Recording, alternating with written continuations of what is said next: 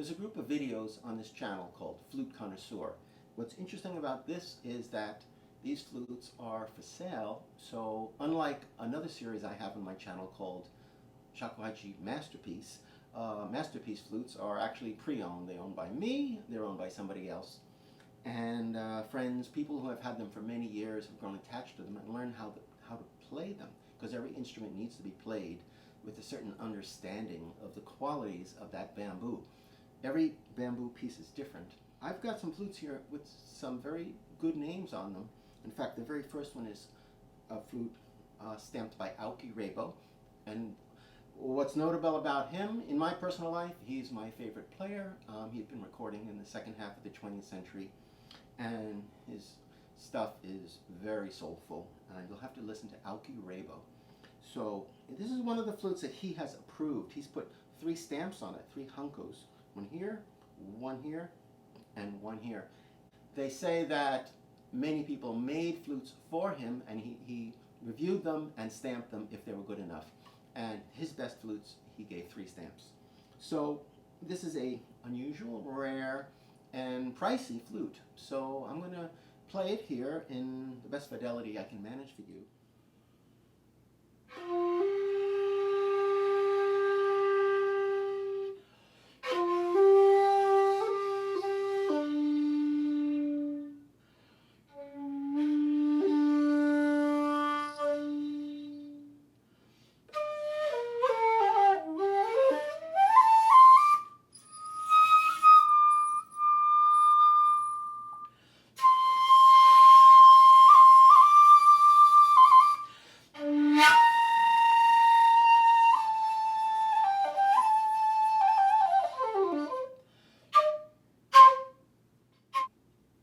And as I said before, it should be a breath of fresh air. It shouldn't be heavy and ponderous.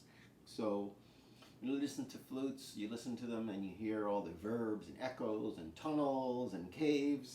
That's not what the shakuhachi is. I think Aoki Reibo was really onto something about the clarity of the pure feeling of an open mind, an open heart. And Aoki Reibo's music, his performance, and I think his flutes embody a lot of that clarity of mind and clarity of playing.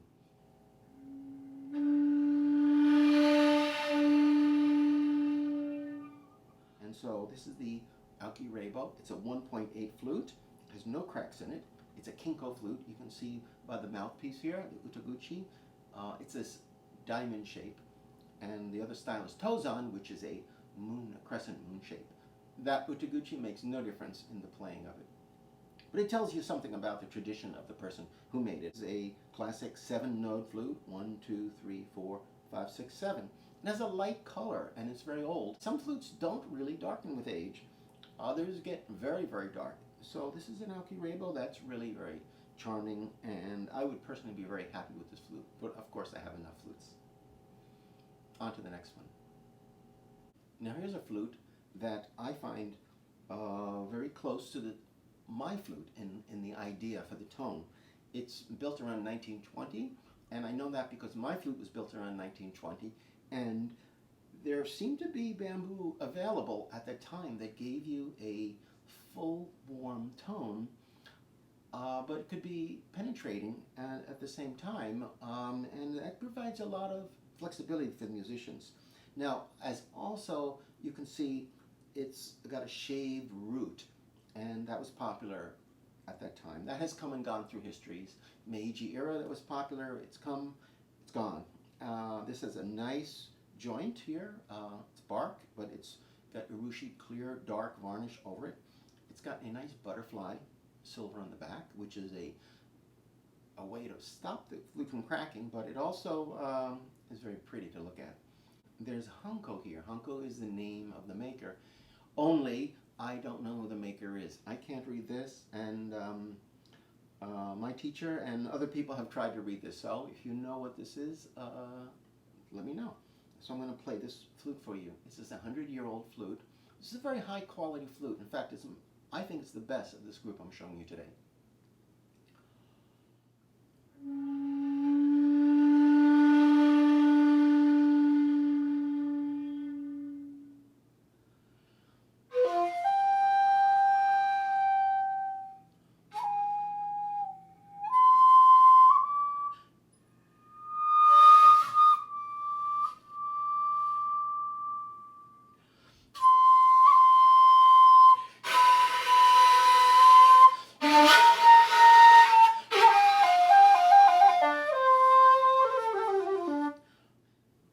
has great dynamic range, as you can see. It's very expressive. But there's something about this flute. Flutes from the old days were tuned a little differently.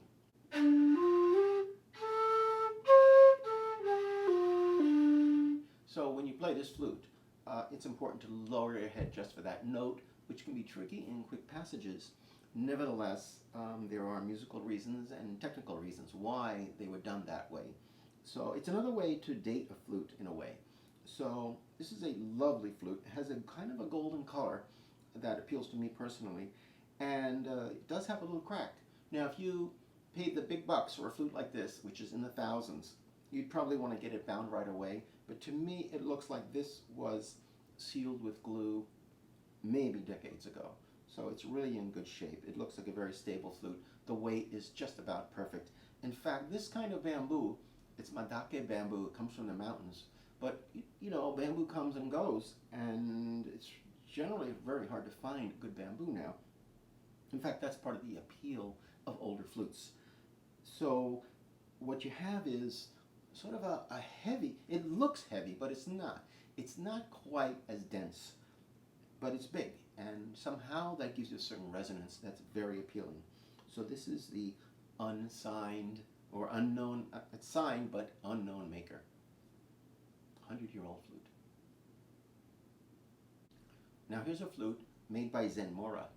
ZENMURA made the first flute that I played. I was happy with it for 10 years, and I still play the shakuhachi. So I found the ZENMURAs are easy to play and not that expensive. So this is roughly half the price of some of those other flutes. When you play this back, I know that most people watch YouTube on their phones, but it's really worth it, in this case of listening to shakuhachis, to put it through some Bluetooth speakers or plug it into your main system. Just try to listen to the quality of sound. And I'm trying to be scientific about it and play the same thing with every flute, but let's just let that go by the wayside and we'll see what happens. This flute has been repaired in modern times with several nylon bindings, but besides that, it's stable flute, ready to go. And here's how it sounds.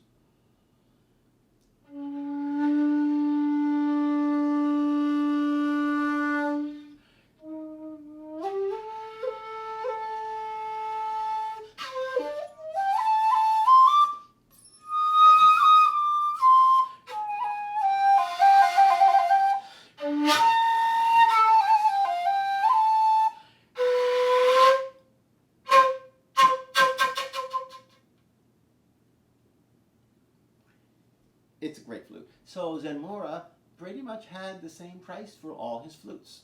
So you might want to look into this because he had the same price. Some flutes are better than others, so it's up to you to decide if you like it. Now here's a restored flute. Now based on what I said before, you can see that it's the old style. It's got a light color that doesn't tell you that it's new. There's no way to know how old this flute is. It has a HANKO on the back. I haven't been able to read it, and so I'll post it along with this video, and if you know, let me know. This is a flute that's been restored, because what happened is this flute has had serious cracks and has been restored by Monty Levinson in California. And so when the flutes become unplayable, you've got to do major work on the bore. So what you have here is a possibly retuned flute to the modern sensibility. But on the other hand, it is pretty much a thing of the past, because once a flute is unplayable, it's pretty much never going to be played. So Monty has saved many old flutes by restoring them. So I'm going to play a restored old flute.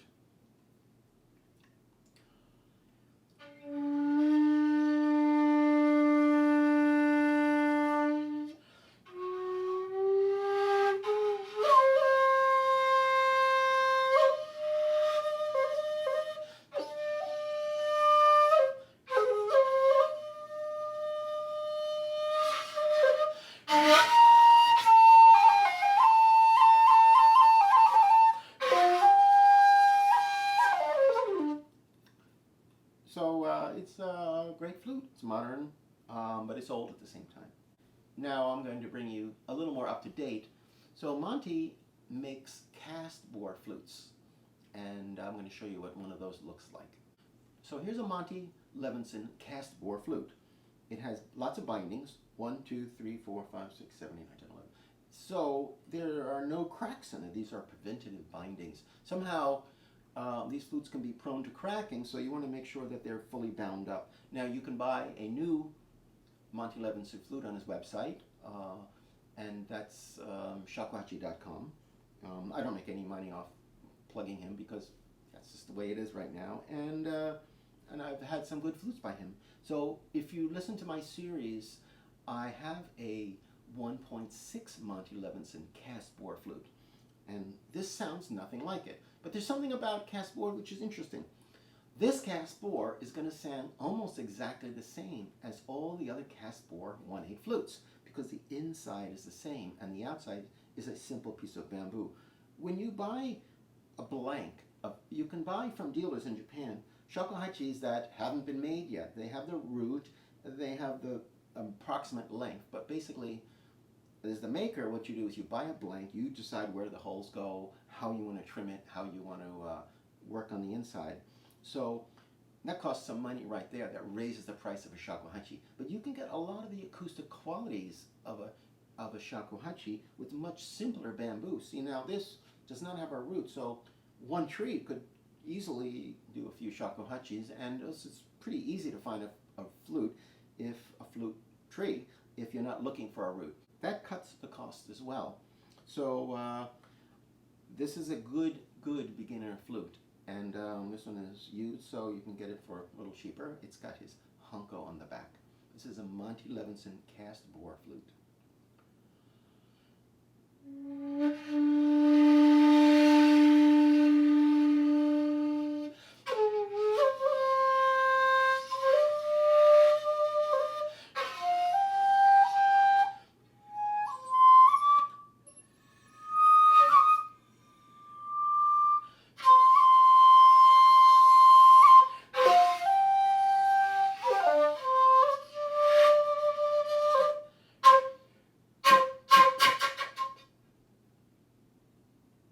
So it's a pretty good performance. If you were taking up the shakuhachi and you wanted to get started for a while, or you're a musician that you have some need for a shakuhachi, but you really don't want to spend the big bucks for the appearance. And go on to the next flute now. Now I have a flute by MATSUDA.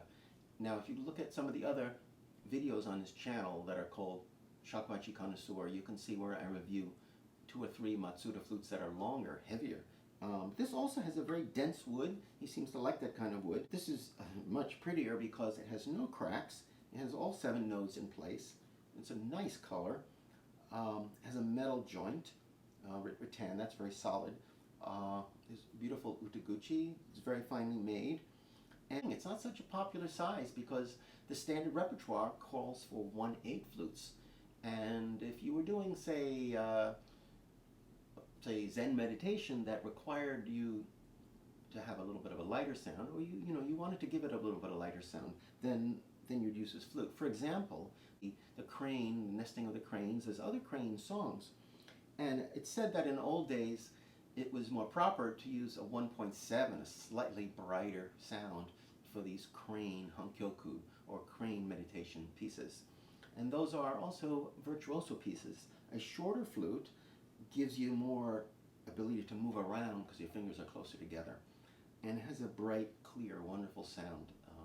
So this flute here is really a bargain because it's in less demand of 1.7, a little bit of an odd size. It's a slightly shorter size, so it's harder to sell them, so the price is lower. So you might want to consider it for a number of reasons, but actually I like the price for this one a lot.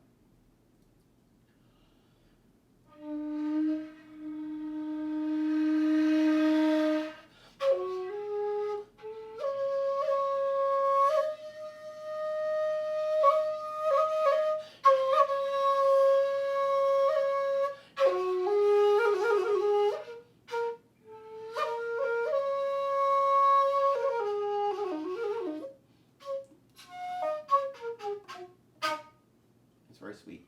MATSUDA 1.7. This is a shakuhachi, but it's made out of wood. It's turned on a lathe, so it's not bamboo. This is an OSAGE orange It's a apple tree. Apple trees, they only grow under 20 feet high, this particular brand, and this particular style is not a, this type of tree doesn't provide much wood, and but the wood is very hard and it's very pretty. So you can make a shakuhachi turning on a lathe, and here's one right now. It has a cork joint, and so it's got ivory, which is a nice little detail here. SHINSUI is the mark, but Peter Ross, I think, made it. I'm not so sure. SHINSUI was a good maker, and you can look up the HANKO, which I did.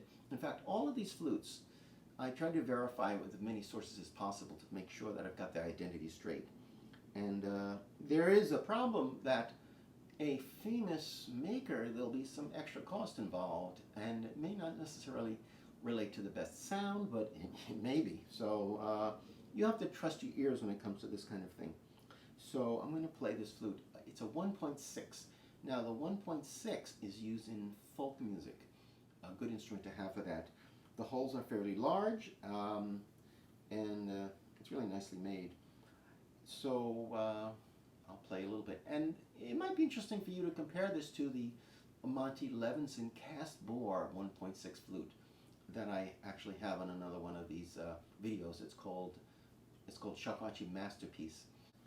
When you get to the long flutes, that piece of wood makes a huge difference flute to flute. But as the flutes get shorter, I think the bore makes more of an impression. This is my personal opinion.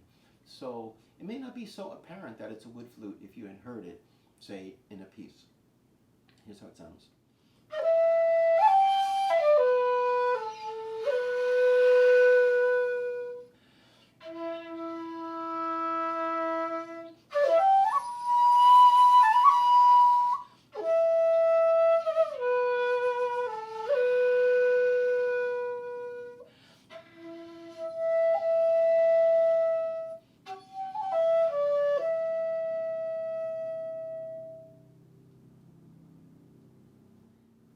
Now I played a maple flute. Maple's much easier wood to come by. I played that for a year, and I was very happy with it. And I liked the fact that you didn't have to worry about it cracking all the time.